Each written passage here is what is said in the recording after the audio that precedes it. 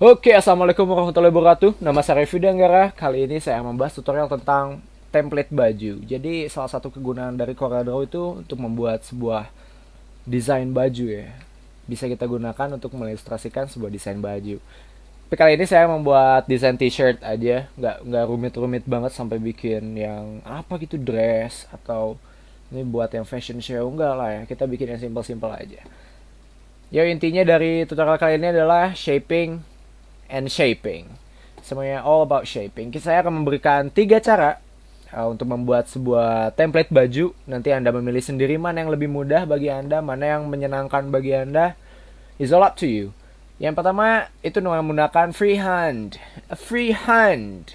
Freehand. Ya, freehand ini jadi kita bikinnya biasa aja freehand kayak gini. Kita klik, diklik lagi, klik, klik lagi, klik, klik, and then klik, klik, klik, klik, klik, klik, klik. Ya agak bored, but I have to do that. So, nah ini udah bentuk baju nggak sih? Ya ngebentuk lah ya. Ini tangannya, ini bajunya, dan ini nanti kepalanya masuk di sini. Nah, kita bisa menggunakan shape tool untuk merapikan bentuknya. Misalnya bentuknya ini menyon-menyon ya. Menyon tuh apa ya? Menyon tuh jadi nggak rapi lah, bahasa Sunda itu ya. Menyon, menyon. Oke. Mana. Nah, kalau lebih jadinya seperti ini. Nanti bisa kita edit lagi dengan shape tool. Nah, saya akan menjelaskan kekurangan dari tools ini apa dan kelebihannya apa. Kelebihannya mungkin jadi kita nggak terpaku sama shape ya, maksudnya kita bisa bikin yang lebih ekstrim lagi gitu. Misalkan bentuknya nggak yang kayak gini tapi bisa lebih bagus lah kalau dengan menggunakan freehand tool, tapi emang harus jago. Kekurangannya itu adalah proporsionalnya antara kiri dan kanan itu susah dapatnya. Jadi mungkin bisa lah kita kira-kira gitu, kita bereskan dengan shape tool, tapi ya makan waktu lagi kan, makan waktu lagi untuk bikinnya. Udah bikinnya nanti kita rapikan lagi dengan shape tool, lama jadinya ya, capek, nggak ada waktu, sedangkan job deadline-nya besok. Gimana tuh, galau kan? Iya. Yang berikutnya dengan menggunakan freehand juga, atau mungkin bisa dengan polyline ya. Polyline juga asik dipakainya. So maybe I'm just gonna use the polyline tool. Yang pertama kita bikin setengah-setengah dari objek ini, misalkan kayak gini ya. Klik, diklik, diklik, klik, klik. Jadi kalau polyline itu udah otomatis nyambung ya. Kalau udah mau nggak nyambung lagi, double klik untuk mengakhiri perintah. Kita shape tuh, misalnya ada shape yang nggak perlu, ada nodes yang nggak perlu. Dan sekarang kita rapihkan dulu sisi yang sebelah sini. Kita bikin setengah-setengah. Lalu kita mengambil tuh Ctrl C, Ctrl V, or maybe just right click, copy, then right click, paste. Nanti dia di situ juga. Tekan yang paling ujung sini, lalu tekan Ctrl, hold Ctrl, jadi seperti ini. Wah, kegedean kayaknya ya. Nggak apa-apa. Lalu kita blok keduanya. Nah, di sini ini untuk nutup kekosongan. Nutup kekosongan maksudnya untuk mengisi line ini bisa kita tutup itu dengan arrange, join curve. Lalu kita di sini bisa dipilih chamfer atau mau yang extend, fillet, atau bezier curve, itu terserah. Gap tolerance sebesar mungkin sampai ininya ketutup, hit apply. Nanti dia kayak gini. Bisa kita rapikan juga dengan shape tool. Oke, kita bahas juga kelebihan dan kekurangannya dari tools ini. Kayaknya kalau tools ini tuh kita kerjanya 2 kali. Udah pertama kita bikin setengah dulu, kita copy, dan akhirnya kita tutup nodesnya. Jadi nggak nodesnya itu nggak ketutup sendiri. Terus mungkin sama ya, masih perlu banyak pembetulan atau perbaikan dengan menggunakan shape tool. Jadinya sama aja dengan yang bikin dengan freehand tool yang tadi yang pertama. Tapi ada kelebihannya nih. Kelebihannya proporsionalnya, tingkat proporsionalnya itu nggak akan jauh beda lah antara kiri dan kanan, karena kita bikinnya setengah-setengah, separuh-separuh. Jadi bisa kita atur tingkat proporsionalnya. Itu cara yang kedua, kita kasih warna hitam juga. Simpan sebelah sini. Terlalu miring ya kayaknya. Tadi dulu. Nah, yang berikutnya kita dengan menggunakan combining option, tentunya kita bikin kotak seperti ini, persegi panjang. Kita bikin persegi panjang yang lain, kita rotate.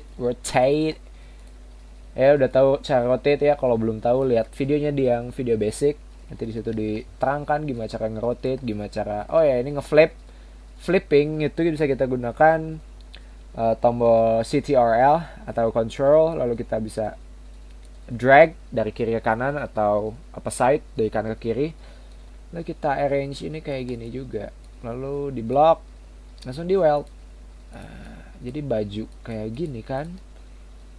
Mungkin ini bisa kita juga dengan shape tool. Wah, ini banyak nodes yang tidak perlu ya, bisa kita hapus dulu, minimalisir supaya tidak bingung kitanya. Oke, terus kita kasih ini sedikit. Nah, oke. Ya, diedit juga dengan shape tool. Pokoknya semuanya harus dengan shape tool ya, supaya jadi bagus. There we have it. Ya, nih bajunya kayak gini. Nah, dari ketiga baju ini, ya mungkin kita bahas dulu yang dengan menggunakan combining option. Combining option relatif lebih cepat karena kita menggunakan objek-objek primitif atau objek-objek sederhana, lalu kita bikin, lalu kita combine, terus editingnya juga cepat, proporsinya dapat.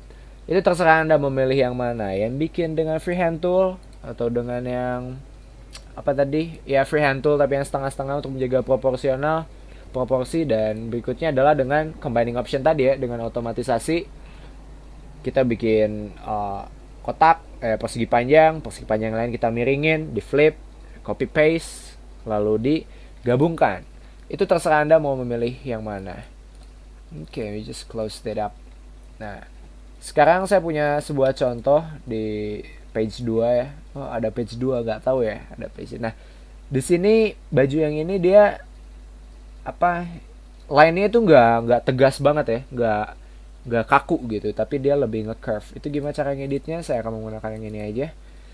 So, ini bisa kita dengan shape tool lagi, di block semuanya, semua nodes yang ada di garisnya atau di line-nya, right click to curve. Nah, di sini bisa kita edit. Misalkan mau kayak gini.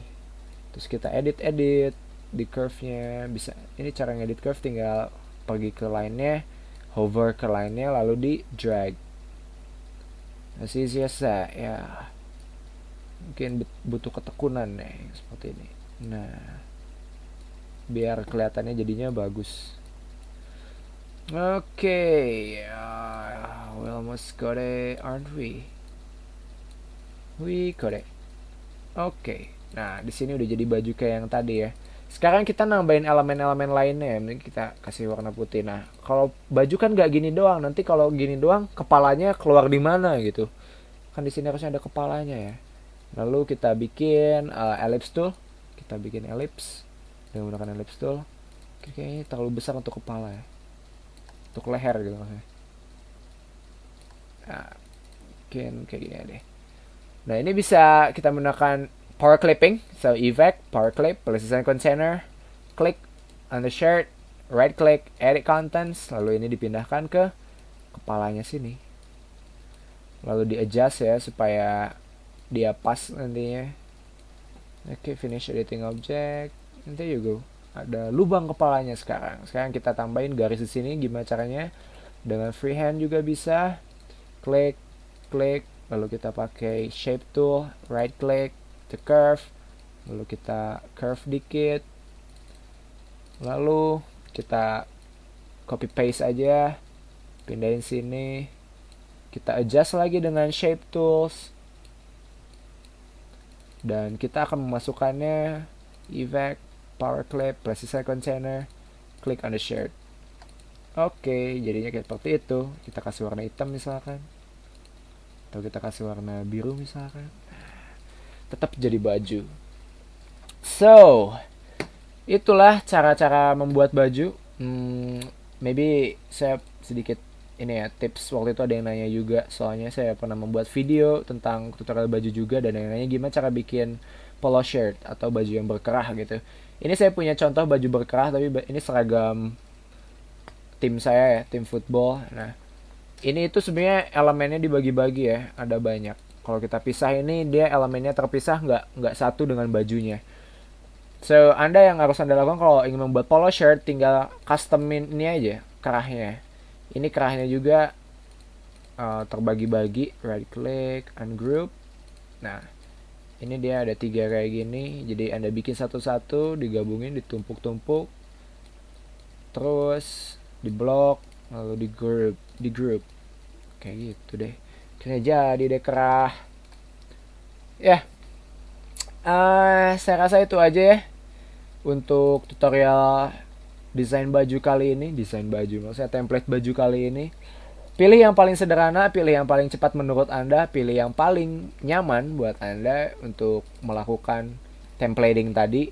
Jadi template ini gunanya buat masukin desain-desain ya. Kalau Anda bikin gambar gitu, terus misalkan saya bikin gambar ini, terus saya pengen lihat kalau di baju jadinya gimana, bisa kita bikin template baju kayak gini terus ditempel desain kayak gitu. Itu kegunaan dari template baju ini. So, saya rasa itu aja yang bisa saya berikan untuk tutorial kali ini. Semoga bermanfaat, semoga Anda tidak boring nontonnya. Jangan lupa nonton juga terus tutorial-tutorial yang lainnya. Di follow blognya, di follow Twitter yang bikinnya. Wah, promosi dikit lah ya. Kalau ada pertanyaan atau request, boleh deh di komen di YouTube atau via blog post, atau mungkin di mention di Twitter @hanggararif, atau telepon ke saya. Saya lagi jomblo juga ya. Wah, malah curhat nih yang bikin tutorial. Ya deh, kayak segitu aja. Semoga Anda mendapatkan waktu yang menyenangkan. Nama saya Riffi Danggara. See you in the next tutorial.